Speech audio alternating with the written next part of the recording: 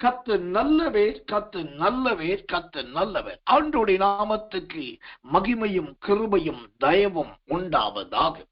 நல்ல அருமையான இந்த இரவுக்கு ஜெபத்துக்கு வந்து உங்கள் யாவரையும் மீண்டும் ஒரு விசையாய் மிகுந்த அன்போடு கூட வாழ்த்துகிறேன், வரவேற்கிறேன், ஆசீர்வதிக்கிறேன். கர்த்தர் தாமே உங்கள் எல்லாரையும் ஆம் என்றும் ஆமேன் என்றும் ஆசீர்வதிப்பாராக. பரிசுத்த வேதாகமத்தில் இருந்து ஒரு வசனத்தை வாசிக்கிறேன், ஜெபத்தோடு கவனிங்கள். தேவனுடைய நாமத்துக்கு மகிமையும் கிருபையும் தயவும் உண்டாவதாக. யோபுவின் புஸ்தகம் 19ஆம் அதிகாரம் 25வது வசனம்.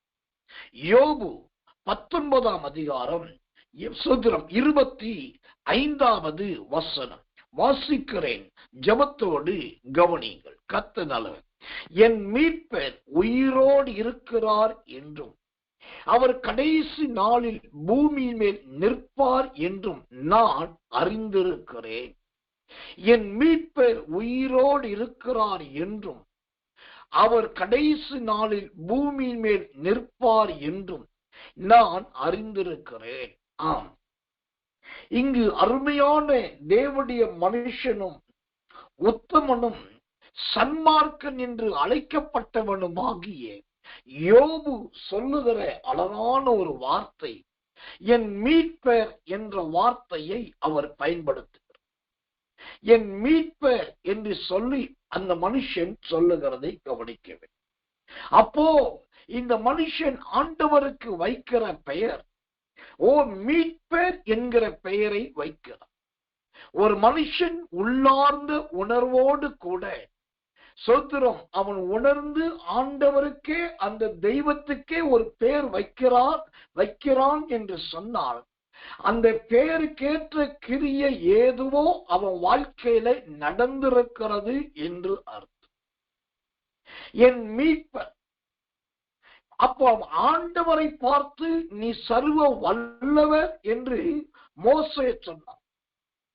ஆண்டவரை பார்த்து நீ நியாயாதிபதி என்று சொல்லி தேவ மனிதர்கள் சொன்னார். ஆண்டவரை பார்த்து அவர் இதோ ஆட்டுக்குட்டி என்று யோவா ஸ்நானகன் சொன்னார். ஆண்டவரை பார்த்து அவர் சிங்காசனத்தில் வீற்றிருக்கிறவர் என்று பத்ம தீவு யோவான் சொன்னார். ஆண்டவரை பார்த்து நீர் என் தேவன் என்று சொல்லி பரிசுத்த வேதாகமம் சொல்லுகிறது. இப்படி ஒவ்வொருவரும் ஆண்டவருக்கு ஒவ்வொரு பெயர்களை வைத்தார்கள். ஆனால் இங்கு தேவனுடைய மனுஷனும் சன்மார்க்கனும் உத்தமனுமாகிய யோபு ஆண்டவருக்கு வைக்கிற பெயரோ மீட்பர் என்று வைக்கிறார். இந்த யோபு ஆண்டவருக்கு மீட்பர் என்ற பெயரை வைப்பதற்கு என்ன காரணம்? எதற்காக இந்த பெயரை சொல்லி அவன் ஆண்டவரை அழைக்கிறான்? அது இங்கு கவனிக்கப்பட வேண்டிய ஒரு சத்தியமாய் இருக்கிறது. இன்னைக்கு நிறைய பேருடைய வாழ்க்கை, குறிப்பாக ஊழியக்காரர்கள் கூட இந்த சோத்திரம் யோபு 19:25 வாசிச்சாக்கா, இயேசு கிறிஸ்துவின் வருகையை யோபு முன்கூட்டியே தீர்க்க தரிசனமா சொல்லிட்டான் அப்படின்னு சொல்லுவதற்காக தீர்க்க தரிசனத்துக்காக இந்த வசனத்தை பயன்படுத்துகிறார்கள். இரண்டாவது, இந்த இயேசுவின் வருகைக்காக இந்த வசனத்தை பயன்படுத்துகிறார். ஒருவேளை அது உண்மை இல்லை என்று சொல்ல முடியாது, உண்மைதான். ஆனா அதை விட இதோட உள்ளார்ந்த உண்மையான தாற்பயம், உண்மையான அர்த்தம் என்னவென்று சொன்னால், இந்த மனுஷன் ஆண்டவரை பார்த்து மீட்பர் என்று சொல்லுகிறான் என்று சொன்னால், அதற்கு இந்த மனுஷனை ஆண்டவர் பல காரியத்துல மீட்டிருக்கிறார் என்று அர்த்தம். அந்த மீட்ட காரியங்கள் என்ன? ஓ கர்த்தர் நல்லவர். முதலாவதாக யோபுவின் புஸ்தகம் 1ஆம் அதிகாரம் 19 மற்றும் 20வது வசனத்தை வாசிக்கிறேன். வனாந்தர வழியாய் பெரும் காற்று வந்து அந்த வீட்டின் 4 மூலையிலும் அடிக்க அது பிள்ளைகளின் மேல் விழுந்ததினால் அவர்கள் இறந்து போனார்கள். நான் ஒருவன் மாத்திரம் தப்பி அதை உமக்கு அறிவிக்கும்படி வந்தேன் என்றான். அப்பொழுது யோபு எழுந்திருந்து தன் சால்வையை கிழித்து தன் தலையை சிரைத்து தரையிலே விழுந்து பணிந்து, நிர்வாணியாய் வந்தேன். ஓ என் தாய், நிர்வாணியாய் என் தாயின் கற்பத்திலிருந்து வந்தேன். நிர்வாணியாய் அவ்விடத்துக்கு திரும்புவேன். கர்த்தர் கொடுத்தார், கர்த்தர் எடுத்தார், கர்த்தருடைய நாமத்துக்கு ஸ்தோத்திரம் என்று சொன்னார். இப்போ இந்த யோபு 19:25 என் மீட்பர் என்று யோபு சொல்லுவதற்கு முதல் காரணம் என்னவென்றால், இந்த யோபுவுடைய மரணத்திலிருந்து ஆண்டவர் அவனை மீட்டெடுத்திருக்கிறார்.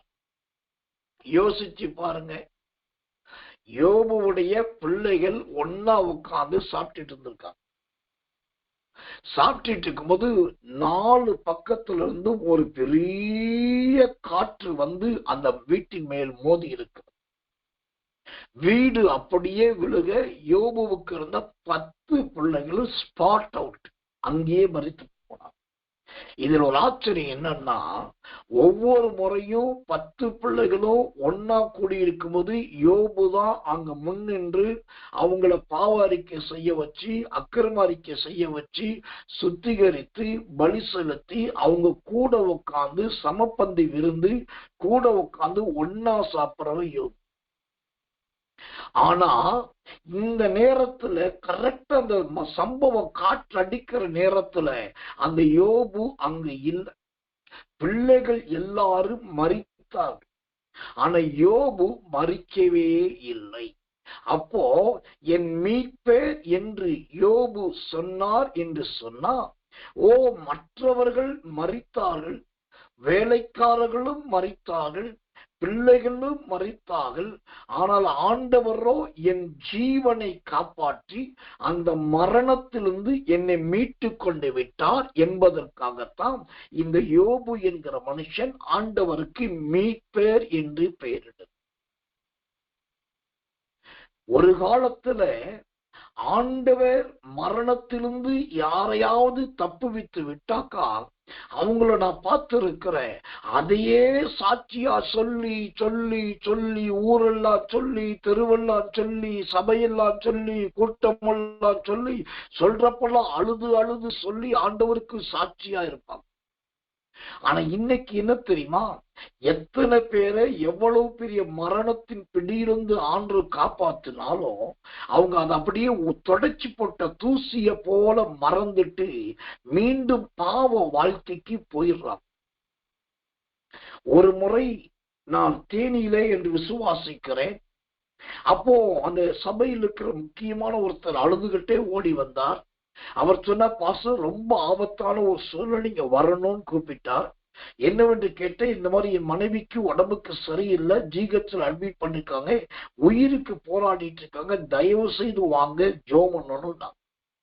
சரி என்று சொல்லி அவரோடு கூட உடனடியாக புறப்பட்டு வஸ்திரங்களை மாற்றிக்கொண்டு நேரடியா ஜிஹெச்சுக்கு போனேன். அந்த கவர்மெண்ட் ஹாஸ்பிட்டல் என்கிற ஜிஹெச்சுக்கு போனா இவர் நேர ஹாஸ்பிட்டலுக்குள்ள எல்லா பேஷண்ட் இருக்கிற வார்டுக்குள்ள போகல. ஹாஸ்பிட்டலுக்கு சுத்தி அந்த காம்பவுண்டுக்கு கடைசியில் இருக்கிற ஒரு செப்பரேட் பில்டிங், அந்த செப்பரேட் பில்டிங்க்கு போனாரு. அப்பயே எனக்கு சந்தேகம், எதுக்கு இந்த செப்பரேட் தனி பில்டிங்க்கு வர்றாரு, அதுவும் ரொம்ப அவுட்டர் இருக்குதுன்னு சொல்லி.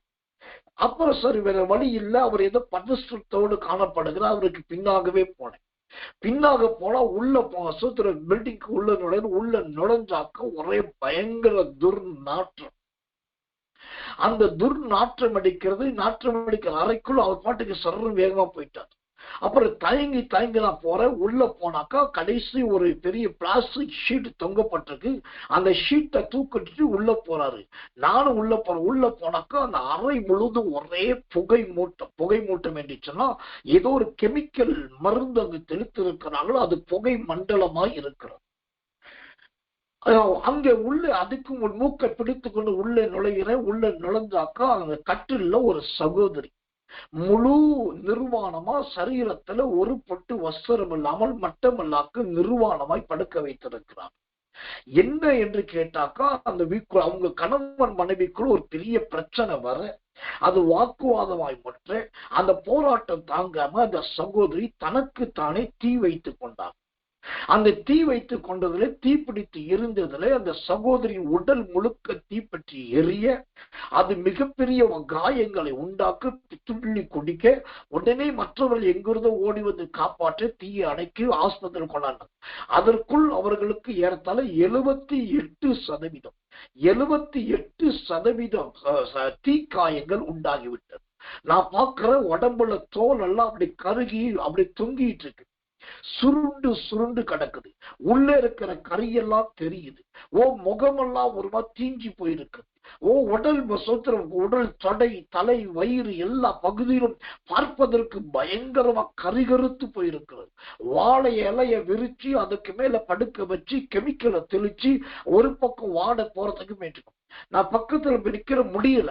அப்போ அந்த சகோதரி சொல்றாங்க, தண்ணி தண்ணி தண்ணி, எனக்கு தண்ணி வேணும்ன்றான். ஆனா அங்க மெடிக்கல் டாக்டர் சொல்லிட்டாங்க, எக்காரணம் கொண்டும் அந்த பேஷண்ட்டுக்கு தண்ணி கொடுக்க கூடாது. இப்ப எந்த மாதிரி நிர்பந்தம் பாருங்க. மரணம் மரணம் அவங்க தொண்டைக்கும் அவங்களுடைய சரீரத்துக்கும் இடையிலே ஊசலாடி கொண்டிருக்கு. பிழைக்க மாட்டார்கள் என்று மருத்துவருடைய சான்றிதழ் சொல்லுகிறது. அவர்கள் பிழைப்பதற்கான எந்த ஏதுக்களும் இல்லை என்று என் கண் கண்ட சாட்சி எனக்கே தெரிகிறது. ஆனா இவர் சொல்லுகிறார், பாஸ்டர் எப்படியாவது ஜெபம் பண்ணுங்க, அப்படி இவங்க எப்படியாவது பிழைக்கணும்னு அழுகிறார்.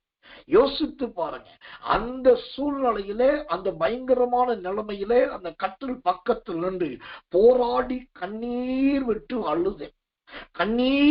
அழுது சொன்ன, ஆண்டவரே, உன்னுடைய பேர் மீட்பர் அல்லவா, இந்த சகோதரியை இன்றைக்கு மீட்க கூடாதா, ஒரு விசை இறங்கி மீட்டுக் கொள்ளும் என்று சொல்லி சில நிமிடங்கள் தான் கண்ணீர் விட்டு அழுது ஜெபித்து விட்டு நான் வெளியே வந்து விட்டேன்.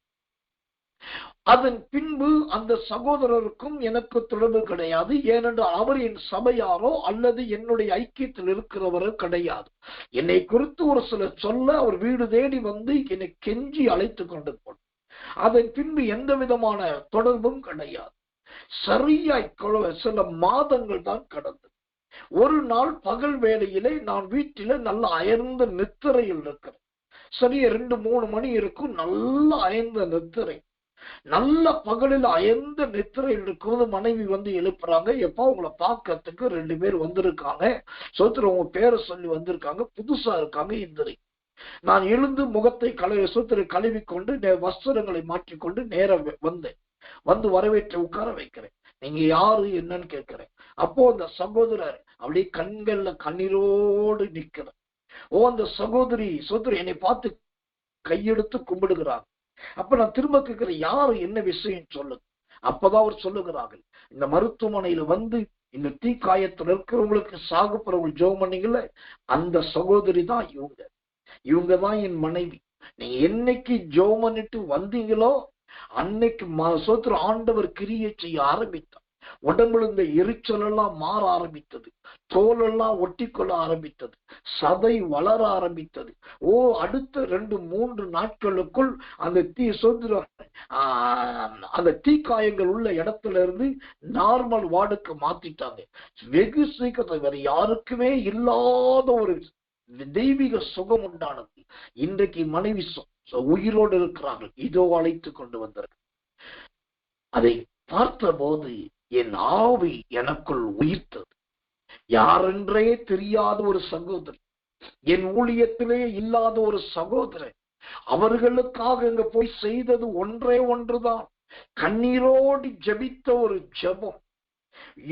இவர்களை நீ மீட்டுக் கொள்ளக்கூடாதா என்று ஆண்டவரை பார்த்து கேட்ட ஒரு கேள்வி. அந்த கண்ணீரின் ஜெபம் 78 விழுக்காடு தீக்காயங்கள் பற்றி சதையெல்லாம் உருகி சுருண்டு தொங்கிக் கொண்டிருந்த சகோதரி இன்றைக்கு மாற்று உருவம் பெற்று உயிரோடு அலங்காரமாய் வந்து நிற்கிறார். இதை எதற்காக சொல்லுகிறேன்? இந்த இரவுக்கிரவு ஜெபத்தில் வந்திருக்கிற தேவ பிள்ளையே, அன்றைக்கு அந்த சகோதரிக்கு சரீரத்திலே தீக்காயங்கள், ஆனா செய்தியை கேட்டுக் கொடுக்கிற உங்களுக்கோ இருதயத்தில் தீக்காயம். அங்கு 78%. ஆனா இன்றைக்கு நீங்களோ ஒவ்வொரு நாளும் செத்து செத்து பிழைத்துக் கொண்டிருக்கலாம். உங்களுக்கு தான் தேவனுடைய வார்த்தை சொல்லுகிறேன், என் மீட்பேர் உயிரோடு இருக்கு. நீங்கள் ஆராதிக்கிற தேவன் உங்களை மீட்கிறவே. அது என்ன இடையூறாயிருக்கட்டும், எவ்வளவு பெரிய கண்ணியாயிருக்கட்டும், எவ்வளவு பெரிய மரணமாயிருக்கட்டும், எந்த தீ புண்களாயிருக்கட்டும், எவ்வளவு பெரிய ஆபத்தாயிருக்கட்டும், ஓ கர்த்தர் நல்லவே, கர்த்தர் நல்லவே, கர்த்தர் நல்லவே. ஸ்தோத்திரம். அந்த யோபு 1ஆம் அதிகாரம் 19ஆம் வசனம் சொல்லுவது, அவர்கள் இறந்து போனார்கள், அவர்கள் இறந்து போனார்கள். ஆனா யோபுவோ இறக்கவில்லை, அவன் உயிரோடு இருக்கிறான். யோபுவோ இறக்கவில்லை, அவனை ஆண்டவர் மீட்டுக் கொண்டார். எனக்கன்பான தேவ பிள்ளைகளே, மகிமையின் ஜீவனுள்ள தேவனாகிய கர்த்தருடைய ஆவியானவர், ஓ கர்த்தர் நல்லவே, கர்த்தர் நல்லவே, உங்களை மீட்கிற தேவனாய் வந்திருக்கிறார். உங்களை மீட்கிற கர்த்தராய் வந்திருக்கிறார். அவர் உங்களை மீட்டு இன்னும் சாட்சியாய் வைக்க போகிறார். கர்த்தர் நல்லவே, கர்த்தர் நல்லவே, கர்த்தர் நல்லவே. அப்போ என் மீட்பர் என்று அந்த தேவ மனுஷன், சன்மார்க்கன் அல்லது அந்த உத்தமன் சொல்லுவதற்கு காரணம், முதலாவது மரணத்திலிருந்து இந்த யோபுவை ஆண்டவர் மீட்டார். அதனாலதான் என் மீட்பு என்று அவன் உரிமை கொண்டாடினான், அந்த நல்ல நாமத்தை தரிப்பித்தான். சரி, எத்தனையோ பெயர்கள் இருக்க அந்த ஆண்டவருக்கு இவன் என் மீட்பர் என்று பெயர் வைப்பதற்கு இரண்டாவது காரணம் என்ன? அந்த இரண்டாவது முக்கிய மூல காரணம் என்ன? யோபுவின் புஸ்தகம், ஓ கர்த்தர் நல்லவை, 2ஆம் அதிகாரம் 10வது வசனம். யோபு 2:10, 9:10. அப்பொழுது அவன் மனைவி அவனை பார்த்து, நீர் இன்னும் உங்களுடைய உத்தமத்தில் உறுதியாய் நிற்கிறீரோ? தேவனை தூசித்து ஜீவனை விடும் என்றால், அதற்கு அவன், நீ பைத்தியக்காரி பேசுகிறது போல பேசுகிறாய். தேவன் கையிலே நன்மை பெற்று நாம் தீமையும் பெற வேண்டாமோ என்றான். இவைகள் எல்லாவற்றிலும் யோபு தன் உதடுகளினால் பாவம் செய்யவில்லை. இந்த யோபு என் மீட்பர் என்று ஆண்டவருக்கு பெயர் வைக்க இரண்டாவது காரணம் என்ன தெரியுமா? இந்த யோபுவுக்கு வந்த நிந்தை.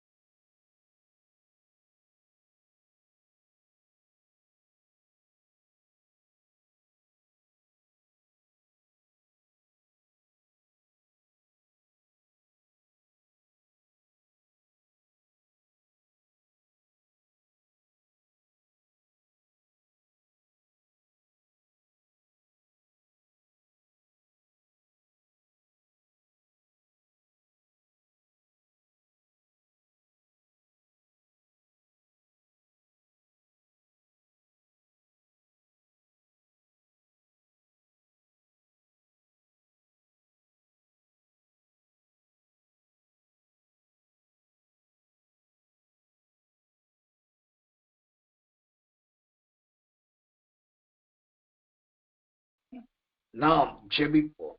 அன்புள்ள நல்ல பரம பிதாவே, நல்ல அருமையான இந்த சாயங்காலம் கடந்த ராத்திரி வேளை நீர் உம்முடைய ஜனங்களை பொருளாய் கொண்டு வந்து, ஓ என் மீட்பர் என்ற வார்த்தைக்கு என்ன தாற்பயம் என்பதை ஆண்டவர் விளங்க காட்டினதற்காக சொல்றேன். யோபு என்கிற மனுஷனை மரணத்திலிருந்து மீட்டுக் கொண்டேன். யோபு என்னும் மனுஷனை ஆண்டவரே தூஷணத்திலிருந்து மீட்டுக் கொண்டேன். யோபு என்னும் மனுஷனை ஆண்டவரே பொறுமையை இழக்க பண்ணுகிற, சகிப்பை இழக்க பண்ணுகிற போராட்டத்திலிருந்து மீட்டுக் கொண்டீர் ஆண்டவரே. மனுஷனாய் ஆரம்பித்து ஒரு மனுஷன் இருந்தான் என்று ஆரம்பித்த வசனத்தை அவன் பூரணன் என்று முடித்தீரே. இந்த செய்தியை பேசின நானும், இந்த செய்தியை கேட்டவுடைய ஜனங்களும் பூரணவான்களாய் மாறட்டும், பூரணவதிகளாய் மாறட்டும். நீர் எங்கள் மீட்பராய் இருக்கிறதுக்காக சுத்திரம். யார் யாரை மீட்க வேண்டுமோ மீட்டுக் கொள்ளும். கர்த்தர் காத்துக்கொள்ளும். தாழ்த்தி ஒப்புவிக்கிறோம். இரவில் நல்ல திருத்தாரம், அதிகாலை இருட்டோட ஜெபத்திலே குடும்பமாய் கலந்து கொண்டு கர்த்தருடைய சத்தத்துக்கு ஒப்பு கொடுக்க உதவி செய்யும். இயேசுவின் நாமத்தில் ஜெபிக்கிறோம். ஜெபம் கேளு ஜீவனுள்ள நல்ல பிதாவே. ஆமென், ஆமென், ஆமென்.